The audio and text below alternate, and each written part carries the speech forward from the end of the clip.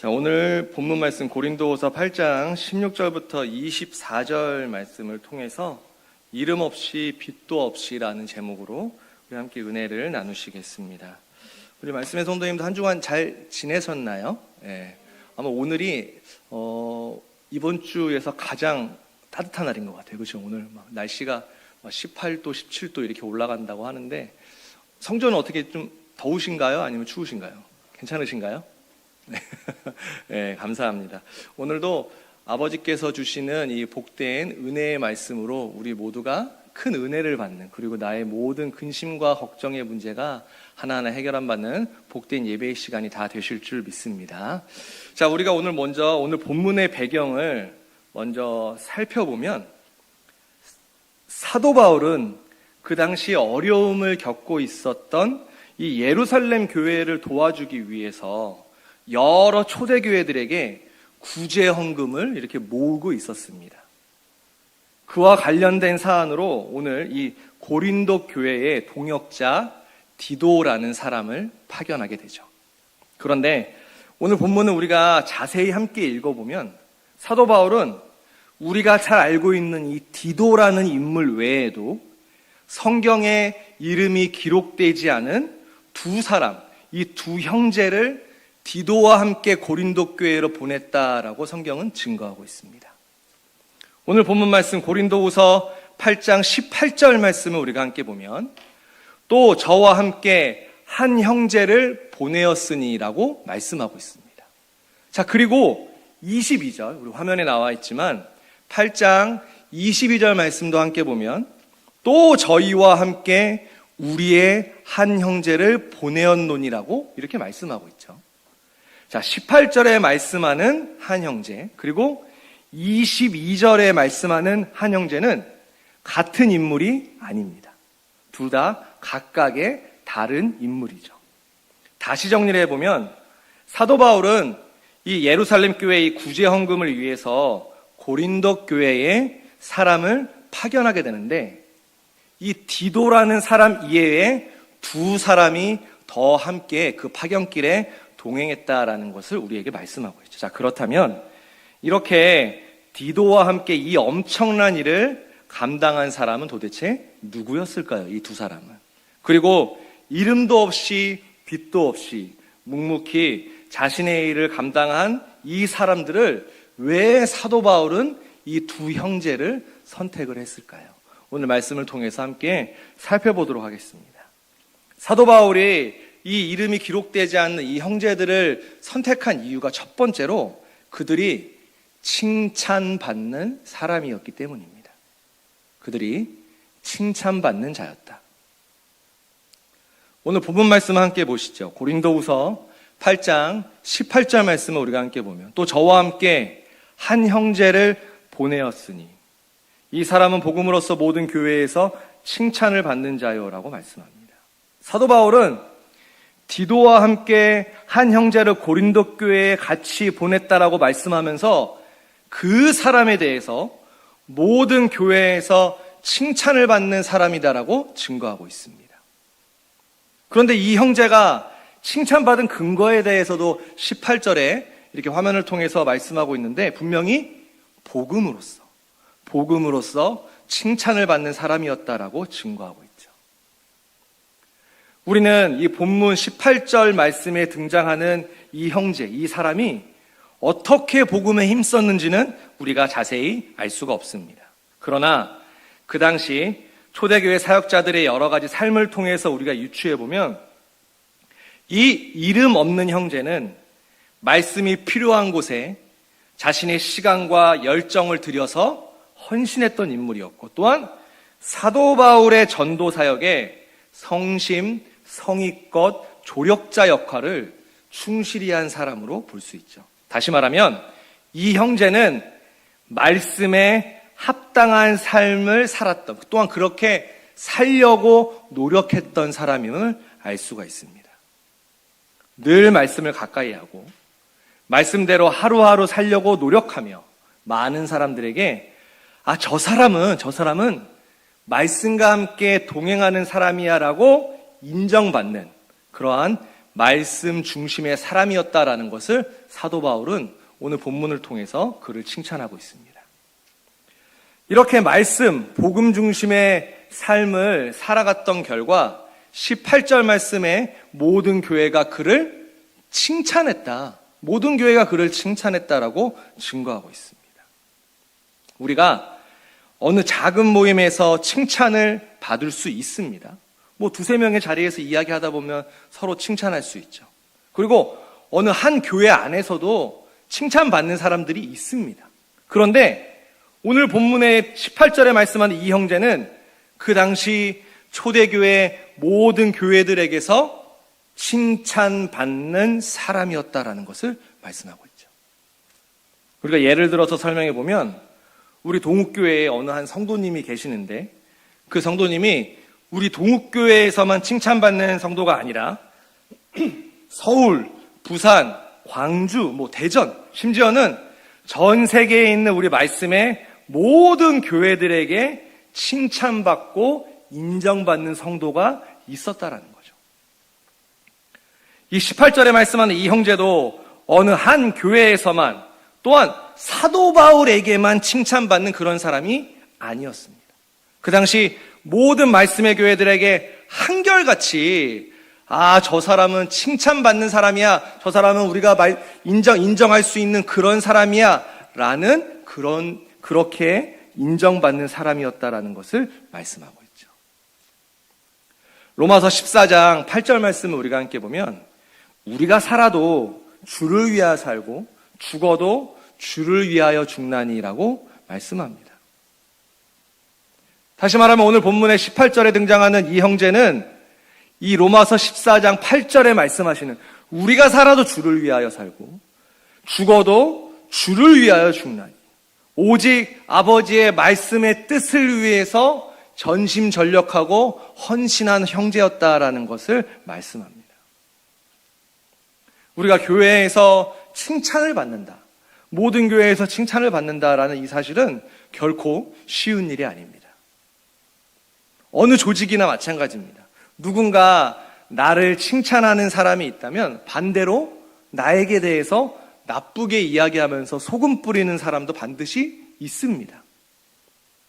모든 사람이 다 나라는 이 존재라는 이 사람을 다 칭찬하지는 않습니다. 그러나 오늘 본문에 나오는 이 18절에 말씀하는 이 형제는 그러한 것이 없었다는 거죠. 오히려 모든 교회에서 칭찬받는 자였다라고 증거하고 있습니다. 아주 짧게 표현하면 그러면 이 형제는 예수 그리스도의 향기가 항상 있는 사람이었다라는 것으로 정리할 수 있죠.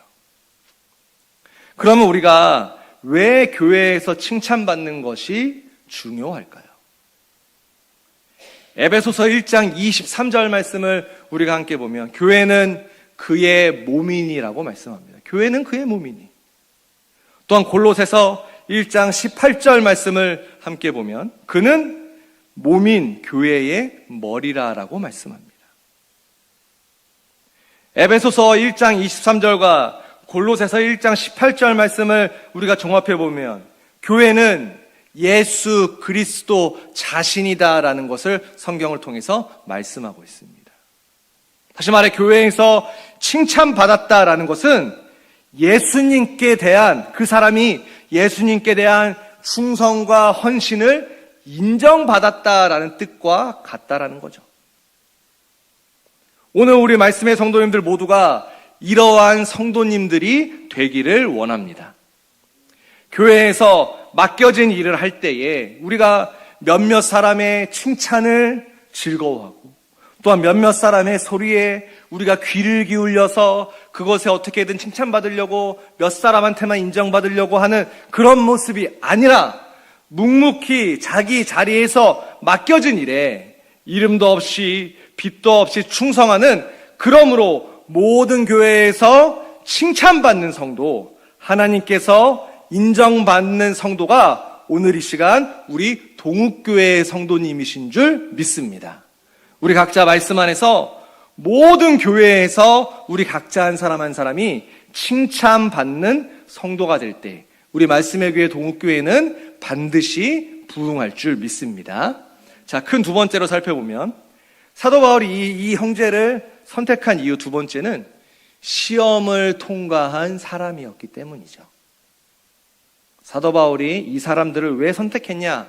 시험을 통과한 자였기 때문이다. 오늘 본문 고린도후서 8장 22절에 대해서 이렇게 말씀합니다. 또 저희와 함께 우리의 한 형제를 보내었노니라고 말씀하죠.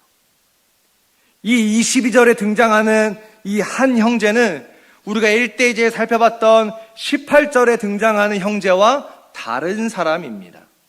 그런데 이 형제에 대해서 22절에 말씀하는 이 형제에 대해서 사도 바울은 여러 가지 일에 여러 번에 걸쳐서 시험했다라고 증거하고 있습니다. 여러 가지 일에 여러 번에 걸쳐서 시험했다. 그러면 여러 번 시험했다라는 것은 무엇을 의미할까요?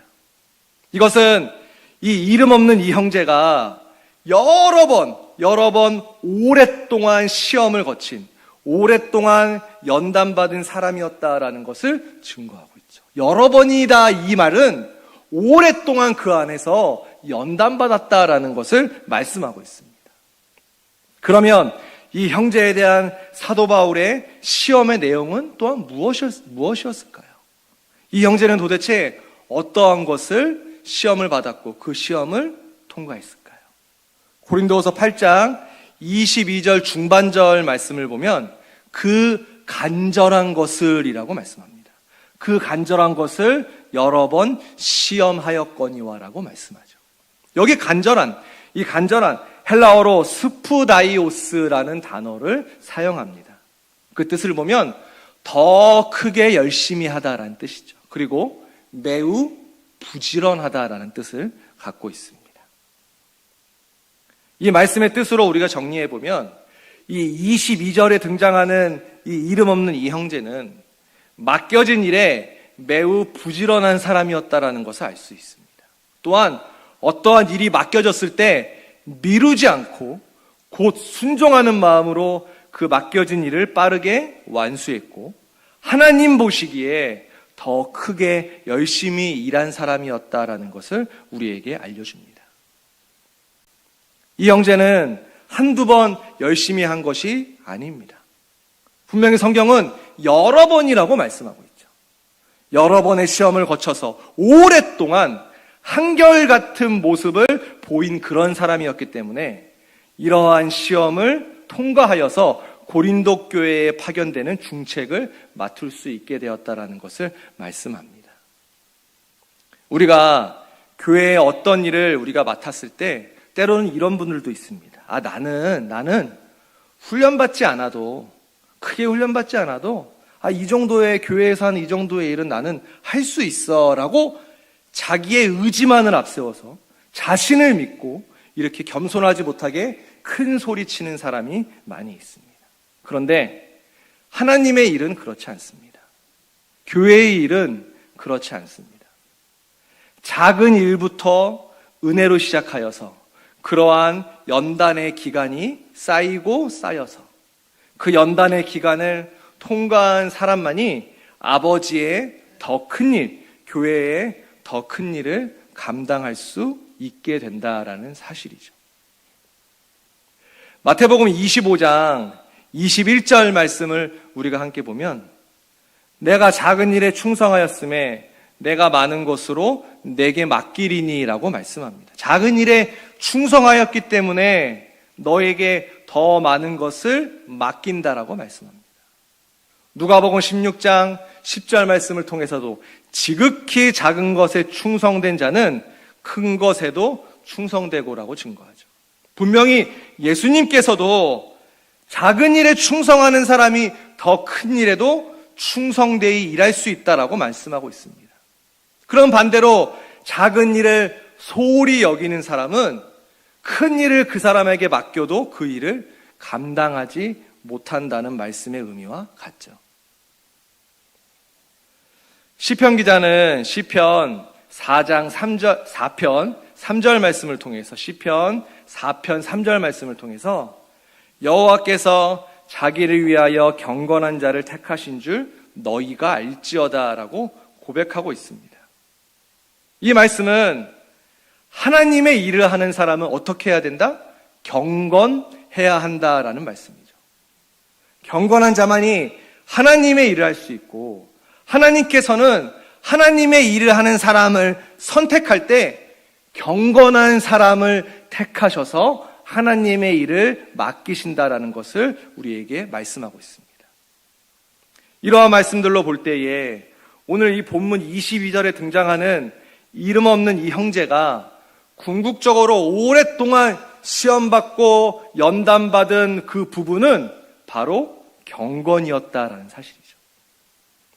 그 경건의 시험을 통과했기 때문에 이 형제가 하나님의 더 큰 일을 맡을 수 있었다라는 것을 성경은 증거하고 있습니다. 경건이라는 뜻에 여러 가지 뜻이 있습니다. 그런데 오늘 말씀에 비추어 봐서 설명해 보면 경건이라는 것은 하나님께서 맡겨놓으신 그 일에 사람의 눈치 보지 않고 하나님을 두려워하는 마음으로 그 일을 완수하는 것이 하나님 보시기에 경건입니다. 경건한 사람은 하나님만 바라보며 일하기 때문에 사람의 달콤한 소리에 귀 기울이지 않습니다. 자기가 맡은 일에 누가 보든지 안 보든지 상관없이 나에게 맡겨진 자리에서 묵묵히 빛도 없이 이름도 없이 일하는 사람이죠. 그게 바로 경건한 사람입니다. 오늘 우리 성도님들도 이 22절에 등장하는 이름 없는 형제와 같이 경건한 마음과 주의 일에 간절히 헌신하는 그러한 모습이 우리 가운데 있을 때에 우리 하나님께서 우리 말씀의 성도님들을 더 크게 사용하실 줄 믿습니다. 자, 이제 말씀을 정리해 보겠습니다. 오늘 우리는 본문 말씀을 통해서 성경에 이름이 기록되지 않은 이 믿음의 두 형제에 대해서 우리가 살펴봤습니다. 우리가 오늘 본문 외에 이 형제에 대해서 기록된 구절은 없습니다. 이 형제가 누군지도 우리가 알 수가 없습니다. 그리고 성경을 우리가 자세히 읽지 못하면 오늘 18절에 등장하는 형제와 22절에 등장하는 형제가 다르다라는 것도 우리가 인식하지 못하고 읽을 때가 많이 있습니다. 그만큼 어떻게 보면 존재감이 크게 부각되지 않는 사람이었다라는 것을 또 알 수 있죠. 그럼에도 불구하고 성경은 이 이름 없는 형제들의 헌신에 대해서는 아주 자세하게 기록하고 있습니다. 사도 바울은 오늘 본문의 두 형제에 대해서 이렇게 마지막으로 결론 짓고 있습니다. 고린도후서 8장 23절 말씀에 디도로 말하면 나의 동무여 너희를 위한 나의 동역자요. 우리 형제들로 말하면 여러 교회의 사자들이요 그리스도의 영광이니라라고 말씀하고 있습니다.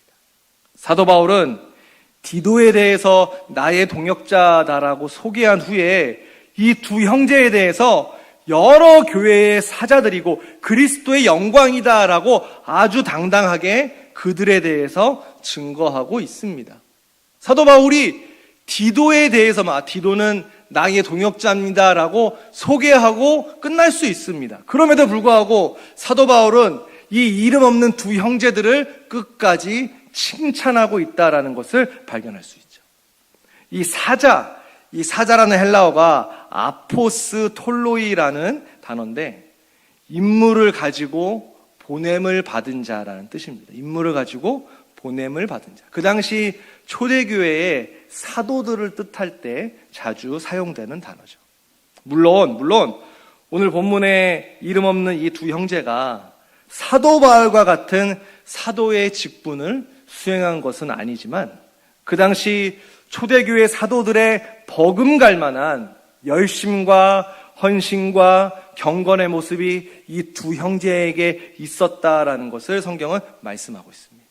또한 마지막으로 그들을 향해서 사도 바울은 그리스도의 영광이라고 표현하고 있습니다. 그리스도의 영광. 이 말씀은 이 두 형제의 신앙의 모습이 그리스도의 영광을 나타내는 그러한 모습이었다. 하나님께서 기뻐하시는 그러한 믿음의 인물들이었다라는 것을 보증하는 말씀입니다. 사랑하는 우리 동욱교회 말씀의 성도님들, 오늘 본문에 사도 바울이 자랑한 이 이름 없는 두 형제와 같은 모습, 다시 말해서 이름도 없이 빛도 없이 사람의 칭찬을 바라보지 않고 묵묵히 말씀의 뜻을 위해서 헌신, 봉사, 수고하는 성도가 오늘 이 시간 우리 동욱교회 안에도 그러한 성도가 있는지 우리가 살펴보시기 바랍니다. 만약에 두 형제와 같은 이러한 성도가 현재 우리 교회에 없다면 오늘 이 시간부터 내가 두 형제와 같은 신앙의 모습이 있어야 되겠다, 내가 그런 믿음의 사람이 돼야 되겠다라고 다시 한번 다짐하시기 바랍니다. 우리 동욱교회 전 성도가 오늘 본문에 말씀하는 이 이름 없는 두 형제와 같이 하나님을 두려워하고 말씀만 사모하고 묵묵히 맡겨진 일에 충성하는 그러한 성도가 많아질 때에 반드시 우리 말씀의 교회는 반드시 부흥할 줄 믿습니다. 오늘 말씀을 통하여서 이름도 없이 빛도 없이 아버지의 일에 더욱더 충성하시는, 그러므로 이 땅에서가 아니라 하늘의 생명책에 우리의 이름이 다 기록되는 놀라운 축복의 역사가 오늘 이 시간 우리 동욱교회 말씀의 성도님들과 영원토록 함께 하시기를 주님의 이름으로 축원합니다. 우리 함께 기도하시겠습니다. 섬김과 헌신이 기쁨이 되어 열매 맺